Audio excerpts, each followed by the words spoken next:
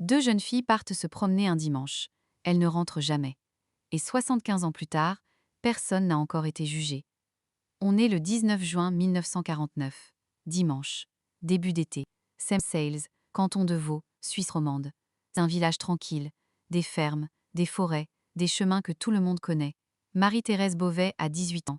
Elle est née en 1931. Hélène Monard en a 17, née en 1932. Elles se connaissent depuis l'enfance. Ce dimanche matin, elles décident de sortir ensemble, se promener vers Maraconne, dans les bois. C'est une chose normale, une chose qu'elles ont faite 100 fois. La Suisse en 1949, c'est un pays qui se croit protégé.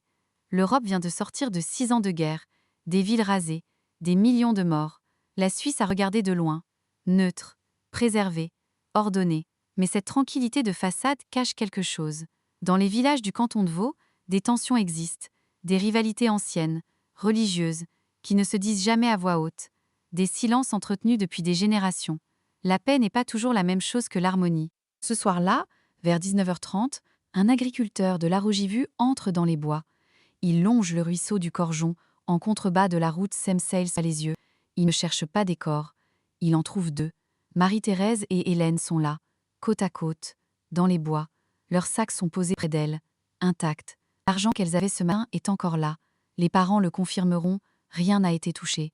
L'autopsie est ordonnée. Ce qu'elle révèle est précis et glaçant. 2 balles, calibre 22 courts, à bout portant. Marie-Thérèse Beauvais, une balle sous l'omoplate gauche, tir dans le dos. Hélène Monard, une balle dans la poitrine, au niveau du sternum. Aucune trace de lutte sur aucun des deux corps. Aucun signe de viol, pas de marque de défense. Ces deux jeunes filles n'ont pas résisté. Soit elles n'en ont pas eu le temps, soit elles faisaient confiance à la personne en face d'elles. Ce n'est pas le profil d'un crime de rôdeur. Un rôdeur frappe, vole, fuit dans la panique.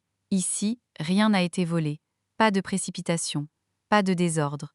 2 tirs propres, 2 corps côte à côte. C'est méthodique, c'est préparé. Et il y a autre chose, un détail que la police relève dès le début.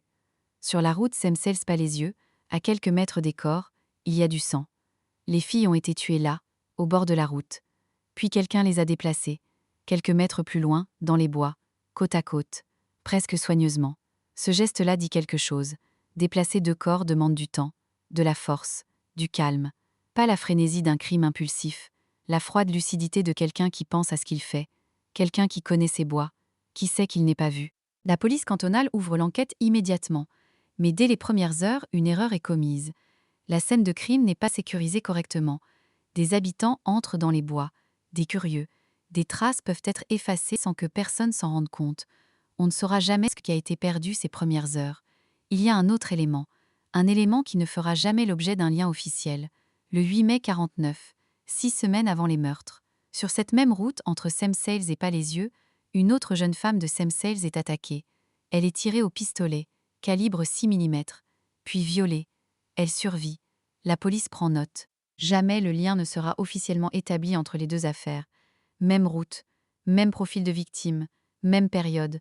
2 attaques en 6 semaines, et aucune connexion officielle. C'est une décision, pas un oubli. L'enquête va s'étirer sur presque 20 ans. Plus de 200 personnes seront interrogées. Des paysans, des agriculteurs, des notables du canton. Des affiches sont placardées partout dans la région. Récompense, 1000 francs suisses. Une somme considérable en 1949. Des semaines passent, des mois, des années. Personne ne réclame la récompense. Personne ne livre le nom. En 1951, l'enquête prend une dimension inattendue. Scotland Yard est contacté par les autorités suisses. Un citoyen britannique est interrogé en Angleterre. Pourquoi un Britannique? Quel lien avait-il avec Semsales? Les archives ne le disent pas clairement. Il ne sera pas inculpé. Comme tous les autres. Il y a un homme pourtant. Un homme de Semsales. Tout le village chuchote son nom depuis le début. Les familles des victimes le savent. Les voisins le savent. La police le sait. Mais chuchoter un nom et apporter une preuve, ce n'est pas la même chose. Cet homme ne sera jamais arrêté. Jamais interrogé publiquement. Jamais jugé. Il vivra sa vie. Il mourra dans son lit. Pendant ce temps, les familles Beauvais et Monard attendent une réponse qui ne vient pas.